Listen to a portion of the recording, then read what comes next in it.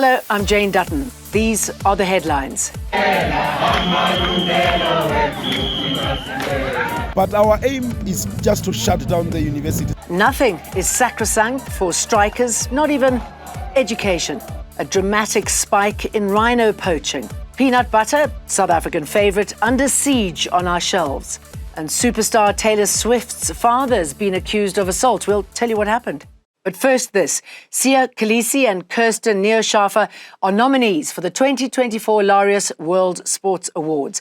The awards are considered the highest honour in sports, and the 25th edition of the prestigious ceremony will be held in Madrid on April the 22nd.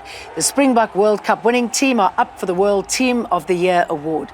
Kolisi has been nominated for the Comeback of the Year award. South African sailor Kirsten Neuschafe became the first woman to win a solo sailing round-the-world race in the Golden Globe race and is in line for World Action Sportsperson of the Year prize.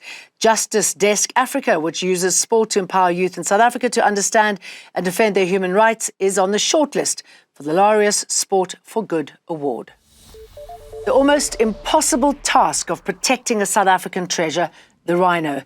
The country has recorded a significant increase in rhino poaching, with close to 499 killed in 2023 alone. Forestry, Fisheries and the Environment Minister, Barbara Creecy, released her statistics in KwaZulu-Natal earlier today.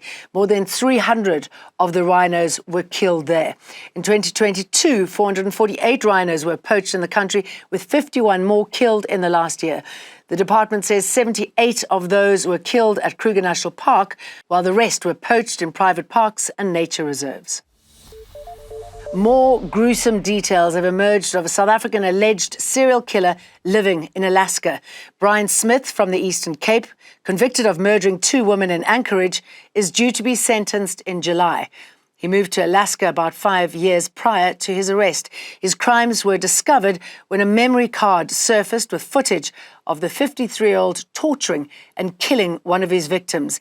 It's believed it was Smith's distinctive accent that helped authorities trace him.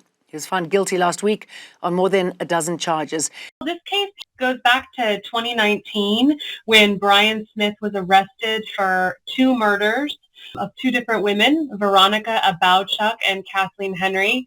And they were shocking murders, not only because of the torture and killing caught on video filmed by Mr. Smith himself, but because he apparently targeted some of the most vulnerable people who live in Anchorage, Alaska.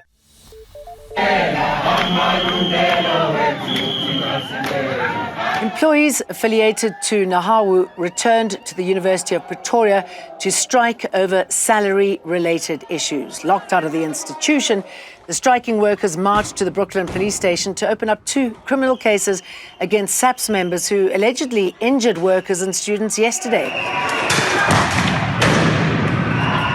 Violence broke out on Monday when police fired rubber bullets and stun grenades to disperse protesting workers. Employees have been striking for over 2 weeks, demanding a 7% wage increase, but the university is offering 4%. But our aim is just to shut down the university so that there is no activities up until we going back to the drawing board. Flushing out the mould in a South African favourite, the National Consumer Commission is calling on all manufacturers of peanut butter, including peanut butter-based products and products that contain peanuts, to immediately have their products tested. Items to be tested include, but are not limited to, chocolates, sweets, cookies, ice cream and peanut butter spreads.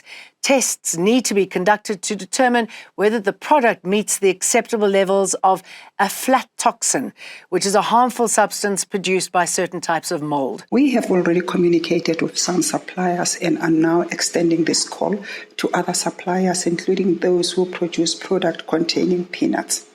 The notice requires suppliers to test and share the results of their products made available for sale with the Commission within 14 days. Choosing talent over cadres when you really need to get the job done.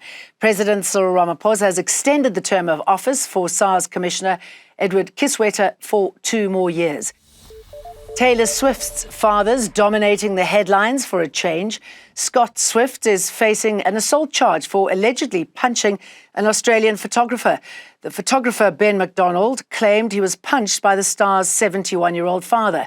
Swift performed in Sydney and Melbourne for the Australia leg of her Global Eras tour. Goodbye, and remember, stage 2 load shedding will remain in effect until further notice. See you again tomorrow. Eyewitness News, in touch, in tune, and independent. For the latest, log on to ewn.co.za or ewn.mobi.